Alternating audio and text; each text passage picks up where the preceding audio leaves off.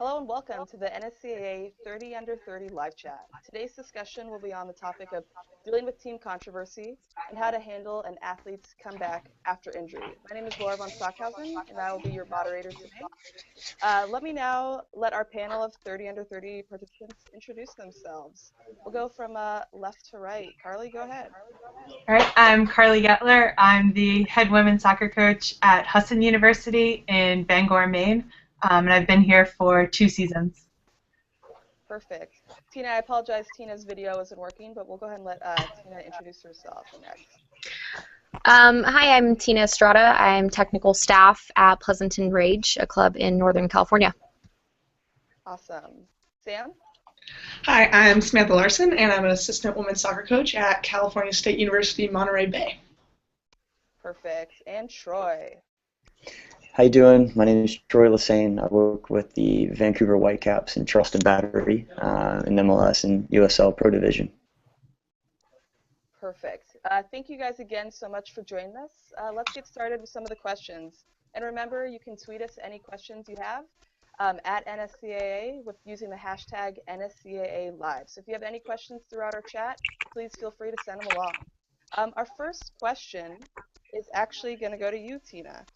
How do you make sure that off-field issues don't affect play on field? Well, I certainly think that the first thing that any coach has to do is make sure they build a proper team foundation. You have to kind of predetermine and kind of see any future issues that could possibly happen. And you have to, make your roles and make your foundation really, really known for the team. They have to know what they're accountable for.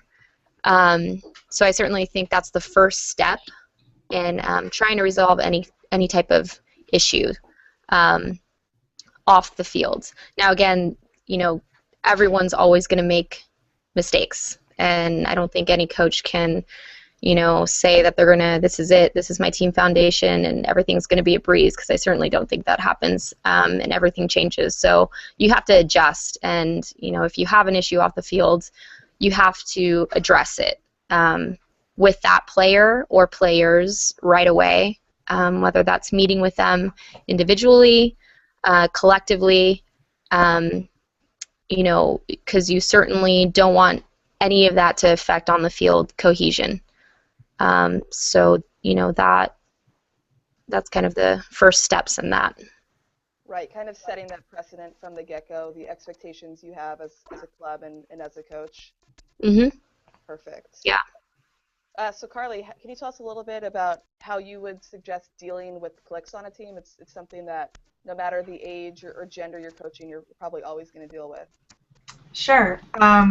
So we actually do a lot of work on this kind of in the background to prevent cliques in the first place. Once our captains are selected, we usually go through a process in the spring to get that in place. Our coaching staff does a lot of work with them. We're currently doing it over the summer. We're working through a book together. We check in with each other regularly, and we rely on our captains heavily because they're around the team oftentimes when the coaching staff is not, to make the atmosphere comfortable, create a culture of respect for our team. So we're looking for the captains to do a lot of the kind of moderating things and keeping things, cliques from forming. In terms of that, we also, when the players arrive for preseason, put them all into groups that are led by either a captain or team leader, and these teams, these players stay in these teams throughout the season, and their team duties are assigned based on their preseason team. We do competitions throughout the season where the teams compete against each other, but it's a good way to very precisely kind of divide up the classes, and so you'll have a few freshmen, a few sophomores, a few juniors, and a senior or two on each team, and that's really helped us put the players in predetermined groups and force them to kind of interact and get into some uncomfortable situations with one another. And then the last thing we'll do is on away trips we'll be very specific about who rooms together and that's just another way to eliminate the opportunity for cliques to form and players to only talk to each other and eliminate some other players. So we do a lot of work with that. Right. Awesome. Thank you so much. Sure. And Sam, how about you? If two teammates don't get along and it's evident on and off the field, what do you do about it as a coach? Well, I think starting off with what Tina and Carly both said, I think a lot of that comes into play, establishing that team culture from the get-go and the responsibilities of each individual as well as the team, recognizing that no one individual is greater than the team, which I think everyone that's coached can all agree that that's very important. In addition, if you're still having issues, I think much like Tina said, you need to bring them in right away and you need to talk about it. And I think if it's one of those things where, I coach females, and sometimes, as I say, boys will be boys, well, girls will be girls a little bit, but it's about developing and understanding that mutual respect that you can have for one another as teammates, recognizing each other's roles and how they coincide and fit together to make the team better. We tell on the teams I've coached, you tell the girls, like, you don't necessarily have to be the best friends off the field and hang out all the time, but when you step on that pitch, the teammate bond is much greater than what you're going to do after the game or before the game. And I think developing that culture from the beginning, I agree with a lot of what Tina said about how it's very important to have that established. And so then everyone recognizes their roles, and if it becomes an issue and a detrimental to the team as a whole, I think the next step is to kind of discuss alternatives with those players in order to keep the team's best interest at the forefront. Right. Perfect. And then Troy, coming to you, kind of switching gears a little bit. How do you keep injured players involved during their recovery? I guess this isn't necessarily a controversial topic, but our next question will kind of take it that realm. But how about you, as a coach, how do you keep those injured players involved during their recovery? Yeah, I think the first thing is to, have empathy for the players in that situation, no matter how minor or how major the injury is. We need to, as coaches, make our players understand that we maybe have been there before. We have an understanding for how difficult it is for their injury at the time. And I think you have to understand the emotions of a player that just got injured, because at the pro level, at the college level, at the youth level, that's what our players love to do. They love to play. They don't like to be out and be injured. I think it's also important for the player to understand that the prehab, the rehab that they're doing now takes the place of training. So that is their training session, and every day they have to come in and make sure that they're taking care of business and being professional in that regard, and that's where they perform in those rehab sessions with the training staff. I also think it's really important to just kind of continually be updated from the training staff and be educated about whatever the player's injury is, so that when you're having those conversations with your individual player, you're not asking them necessarily, just how's the injury coming. You already know that information and how far along they are in the process for recovery. And then lastly, I think, I read recently Drew Brees' autobiography, and he went through a difficult injury, and one of the things that he tried to do every day was win every day. And there's lots of little cliches, but that one kind of stuck with me a little bit, particularly if it's a major injury for a player. I think it's important for them to understand the coach is telling them useful information like that, which means coming in and taking care of business every day, rehab-wise. So those are a few things. Yeah, definitely. Well, on that note, and kind of tying in both realms of questions, I'm going to open this up to everybody. When you do have an injured player that's making a comeback, how do you deal with them and inserting them back into the lineup? If they were a starter, do they automatically get their starting position back? If so, how do you manage the player who's now losing their starting position? Or really anything along those lines. How do you transition them back successfully into the team, whether they're going to be getting playing time right away or not, and how that affects the teammates around them? Carly, why don't you go ahead and start us off with this one? Sure. We actually ran into this situation my first year at Husson with one of our starting center backs getting a concussion and being out for about 2 weeks. And we had a first-year player step in and do a fantastic job in her spot. So when the starter was ready to come back, we weren't going to pull that player who had stepped in off right away. And luckily, we had, since preseason, made it very clear that every game and every start is to be won and earned. And so that culture was in place, and the player coming back had to win her spot back. And eventually, she shared time with the player who had stepped in, but we decided that kind of what we had in place was all about hard work and earning a spot, and so it made sense on our team that the player coming back would work to earn her spot back. So I think a lot of it, there were definitely conversations we had with both of the players, and that was really important that both of them knew what was going on and what our expectations were, and we kept everyone on the same page, and so that really helped. And Tina kind of talked about that, as did Sam earlier, just with dealing with things very upfront and right away to really help manage the situation. Do you mind if I ask, and this might be something that you fellow chat members are going to comment on, but did part of that discussion or decision come into play because she was a first-year player, so giving her using her as a development player, you know, you saw the skill in her early on, was that affecting your decision at all? The reason we didn't put her right back on the bench as a first year was that she performed at the same level as the senior who was injured. So we didn't feel like we felt like it would be doing her a disservice to say you were only standing in since she performed at the same level. Yeah. Awesome. Tina, same question. Let's throw that on to you. Yeah, I think that for every player, starters and non-starters, they have to understand their role. And, they have to know that if they have to be prepared for injuries as a sub. And you have to be prepared for that and take it as an opportunity. And so for one, that's, it's all a psychological experience for them. And, okay, I a starter got injured. How do I manage this? Can I win that starting spot? And for the player who got hurt, I think it's just you have to reevaluate their goals, and you have to make a different type of goal when you're injured, and that's setting a different outcome. Is your outcome getting that starting position back? Yeah, okay, well then you have to evaluate those steps on how to get there.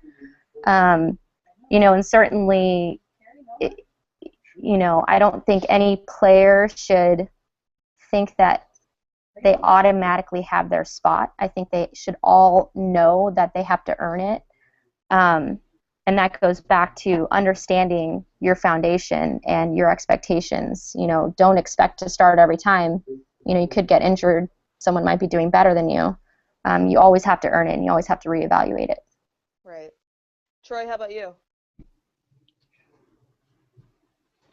I think it depends on the severity of the injury, obviously. If it's something that's minor and a player can get back within a week, then maybe that affects the situation. And if it's a longer an injury that keeps you out a little bit longer, then maybe they're not prepared fitness-wise to come back into the team straight away. But I think Carly and Tina made great points in terms of they both kind of coincided. Carly talked about being open and direct, and that affects how players understand their role. Like Tina said, so as a coach, it's on us for the players to understand their role, and if you can head that off in an injury type situation, then it makes all the players feel a little bit more comfortable and feel like you're making the right decision by them. Mm-hmm. Right. Sam, any last thoughts on that? Yeah, just to piggyback off what they said, I agree with all three of them quite a bit. Just as a side note from what Troy spoke about earlier about the injuries and that sort of stuff, and Drew Brees finding those little wins in practice, I think especially at the college level, your rehab, that's your practice for the day. So if you're a player and it's just a quirky little injury that's going to take some time to fix, I don't necessarily think that you not being in the actual training should negatively affect your dedication to the team, because you were still doing your part and you were going to the practices and you were showing up. And so I think sometimes that, just like Carly said, if that player that's stepping in is just as good, then yeah, there's wiggle room there and you go from there. But if the starter or that player that was out for just a short time is exponentially better and they were doing all the right things and putting all the right work, I don't think that it's necessarily like, oh, you weren't at 2 days of practice, so now you don't get playing time. And I think that's just like what Tina was saying, is you have to earn your position, and you recognize that that starting spot isn't an all-time thing, but I mean, if you're able to maintain it through a short little injury, I think that's fine as well. Right, awesome. Well, we're going to move on to some Twitter questions now. Reminder that if you have any questions, you can tweet them at NSCAA using the hashtag NSCAAlive. This question kind of has a little bit to do with what Carly talked about, utilizing her captains to kind of avoid any cliques and whatnot. So I'm going to open this up to actually all of you guys. How do you utilize your captains in terms of team controversies or team issues? Whether do you use them as a secondary coach to help resolve these issues? Do you rely on them to speak with the players? Where do they come into play, and how do you use them? Kind of throw it out there to anyone who. Tina, looks like you have something to add. Yeah, I think you absolutely use them as a secondary coach. I think, for players, they listen to their peers as much as they listen to their coach. They really listen to their peers, and it's you have that example, and you have captains that are always making sure everyone's on board. You want to meet with those captains every season, multiple times, check in with them. How's everything going? Are there issues? And you kind of want to guide them on how to deal if they do have any issues on the team. Can it be resolved within the captains and within the team? And can use them absolutely as a stepping stone to keep them, the team together. If an issue is more problematic, then they can bring it up to the coaches. But I think you definitely use them as the other kids' mentors. Yeah. I'll just add on to what Tina was saying. I think that I definitely agree with that, and we try to use ours to deal with whatever they're comfortable with, basically, but we do a lot of training on the back end before we give them that freedom to step in and make decisions and kind of guide the team. So we do try to have those conversations with them over, like right now, what we're doing over the summer, just to say, how are you going to deal with this situation? What do you think should be done with this? And put them in those scenarios, or at least let them think about those scenarios before they get into them come the season, because the season's short and things happen fast and emotions run high. So it's really important to do some training on the back end so your captains are ready to handle those situations, or at least to put some thought into how they're going to handle them before they get into them. Troy or Sam, did you guys have anything to add onto that? Not really. I just think like the main thing is, yeah, captains are absolutely that role of leadership, and they're also the liaison to the coach. So you have to make sure you have done a lot of research in choosing who your captains are, both within the team and both within your staff. Perfect. Yeah, the only thing I was going to add along that was just,